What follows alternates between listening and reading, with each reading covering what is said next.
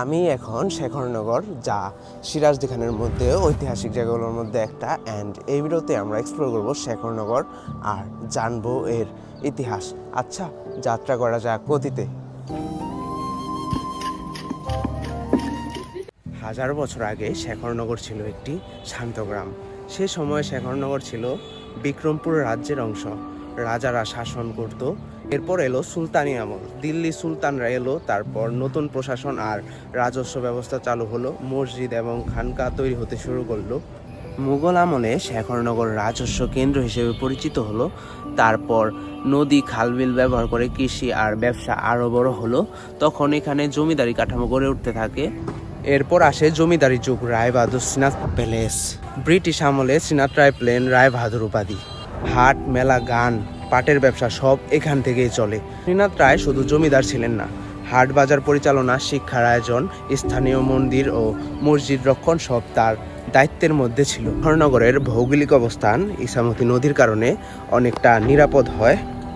শেখরনগর হয়ে ওঠে প্রতিরোধ ও সংগঠনের ঘাঁটি।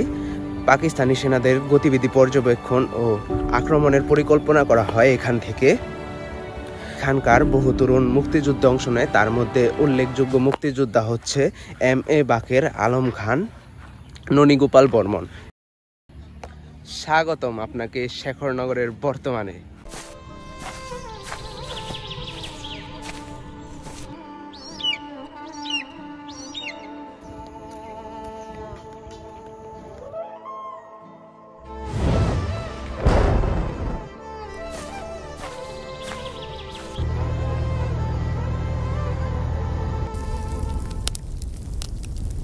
এখন হচ্ছে গিয়ে আমরা চলে যাব পালপাড়া, কজ আজকে আমরা কিছু মাটির হাঁড়ি পাতিল তৈরি করার যে শর্টগুলো আছে ওইগুলা নিব। আর ওই সাইডে একটা চক আছে, অনেক সুন্দর ভিউ।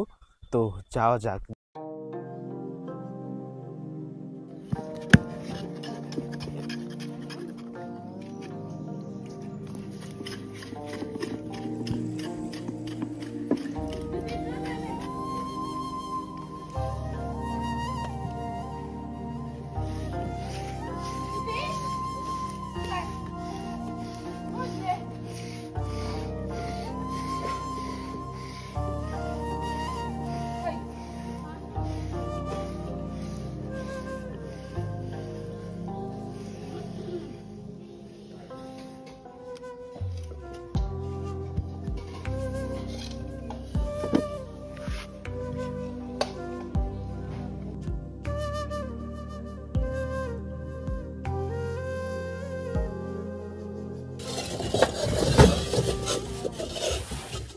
এখন হচ্ছে গিয়ে আমরা তাদের সাথে কথা বলবো, দেখবো যে এখানে আসলে কি কি আছে। তো দেখি।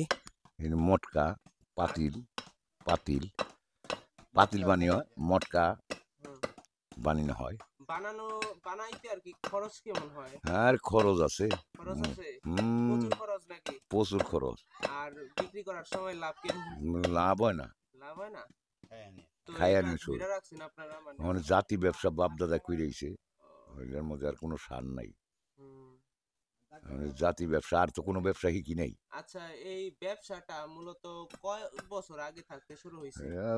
অনেক বছর, প্রাচীন যুগ থেকে হইব, মানে হাজার বছর হইব? হাজার বছর। আচ্ছা, আমার দাদাই করছে, আমার বাবাই করছে, দাদার দাদাও করছে। হ্যাঁ করছে, আমরাও করতেছি। মানে আপনাদের যারা ছেলে মেলে আর করবো না, এটাই আপনারাই শেষ। শেষ। আর শেখরনগরের একটা ঐতিহ্য ছিল এটা।